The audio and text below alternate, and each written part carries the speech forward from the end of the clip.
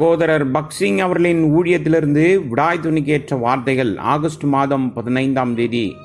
நாம் பாவங்களுக்கு செத்து நீதிக்கு பிழைத்திருக்கும்படிக்கு 1 பேதுரு புஸ்தகம் 2வது அதிகாரம் 24வது வசனம். கர்த்தராகிய இயேசு கிறிஸ்து என் பாவங்களுக்காக மரித்தார் என்று விசுவாசிக்கிற நான், நமக்காக மரித்த அதே கர்த்தர் நமக்காக உயிர்த்தெழுந்தார் என்று நாம் விசுவாசிக்க வேண்டும். ரோமருக்கு எழுதின நிருபம் 6வது அதிகாரம் 5வது வசனத்தின் அர்த்தம் இதுதான். அவருடைய மரணத்தின் சாயலில் நாம் இணைக்கப்பட்டிருந்தால் அவருடைய உயிர்த்தெழுதலின் சாயலிலும் நாம் இணைக்கப்பட்டிருப்போம். என் பாவங்களுக்காக நான் வருந்துகிறேன் என்று அறிக்கையிடுவதன் மூலம் உங்களுக்கு ரட்சிப்பு கிடைத்தது என்று நினைக்காதீர்கள். அவர் எனக்காக மரித்தார், மேலும் அவர் மறுபடியும் உயிர்த்தெழுந்தார் என்று எனக்கு தெரியும் என்று கூறுவதால் ரட்சிப்பு என்று நினைக்க வேண்டாம். விசுவாசத்தினால் அவர் உங்களுக்குள் வருவதன் மூலம் மட்டுமே நீங்கள் ரட்சிக்கப்பட்டீர்கள்.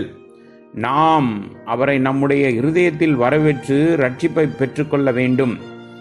அவர் எனக்குள்ளே வந்திருக்கிறார் என்று நான் விசுவாசிக்க வேண்டும். நம்முடைய ஜென்ம சுபாவத்திற்கு நாம் மரிக்கும்படி அவர் எனக்காக மரித்தார். உங்களுடைய எல்லா பிரச்சனைகளுக்கும் ஜென்ம சுபாவம்தான் காரணம். சில தோல் வியாதிகள் இருக்கிறது, அதற்கு சில ஆழமான சரீரத்தின் உள் காரணங்கள் காணப்படும்.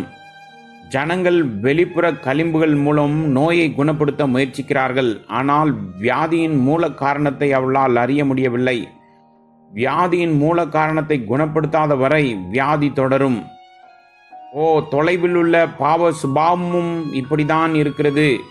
ஒவ்வொரு மனிதனும் பாவ சுபாவத்துடன் பிறக்கிறான். உபவாசம், ஜபம், வேத அறிவு, தரிசனங்கள் அல்லது கனவுகள் மூலம் இந்த சுபாவத்தை மாற்ற முடியாது. கர்த்தராகிய இயேசு கிறிஸ்துவின் மரணத்தின் வல்லமையை விசுவாசத்தினால் நீங்கள் ஏற்றுக்கொள்ள வேண்டும்.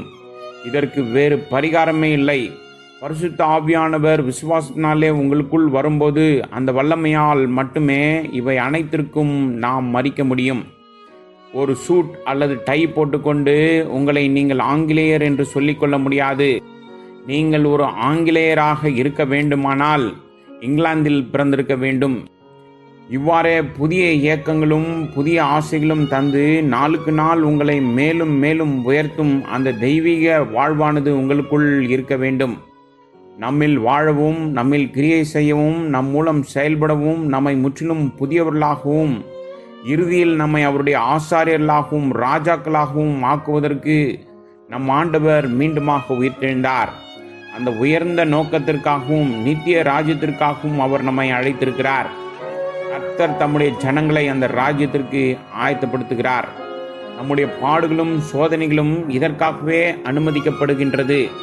எனவே ஒரு உண்மையான விசுவாசிக்கு ஒவ்வொரு துன்பமும் ஒரு ஆசீர்வாதம். அது ஒரு தண்டனை அல்ல. பாவிகளுக்கு இது ஒரு தண்டனை, கலகம் செய்கிறவர்களுக்கு இது ஒரு தண்டனை. ஆனால் ஒரு விசுவாசிக்கு எந்த வகையான துன்பமும் அவனுக்கு ஒரு ஆசீர்வாதமாகும். அதன் மூலம் நீங்கள் உங்கள் பரலோக அழைப்புக்கு அல்லது பரலோக ஊழியத்திற்கு ஆயத்தமாக்கி வருகிறீர்கள். இதனால் நீங்கள் நித்தியத்தின் காரியங்களை முழுமையாக பெறுவீர்கள். வட இந்தியாவில் ஒரு மலர் மிகவும் இருண்ட இரவில் அதிகமான நறுமணத்தை அளிக்கின்றது. ஒரு பகல் ஒளியில் அது அவ்வளவாக அதிகமாக நறுமணத்தை கொடுக்காது. ஆனால் இருண்ட இரவில் மட்டுமே அதன் வாசனை அதிகமாகும். இதே முறையில்தான் நம்முடைய பாடுகள், சோதனைகள் மற்றும் துன்பங்களில் இயேசு கிறிஸ்துவின் மரணம், உயிர்த்தெழுதல் அதிக ஊக்கமளிக்கிறது மற்றும் இனிமையாக இருக்கிறது. அந்த நேரத்தில் உங்களுக்கு பல மறைவான ரகசியங்கள் கற்பிக்கப்படுகின்றது. எனது கடந்த கால வாழ்க்கையில் ஒவ்வொரு துன்பங்களுக்கும், கஷ்டங்களுக்கும், சோதனைகளுக்கும் என்னால் தேவனுக்கு நன்றி சொல்ல முடியும். இந்த சத்தியங்களை புத்தகங்களிலோ அல்லது கல்லூரிகளிலோ கற்க முடியாது. இந்த பாடுகளின் மூலம் தேவன் தாமே எனக்கு மிகவும் விலையேற பெற்றவராகவும் அருகாமையில் உள்ளவராகவும் மாறுகிறார்.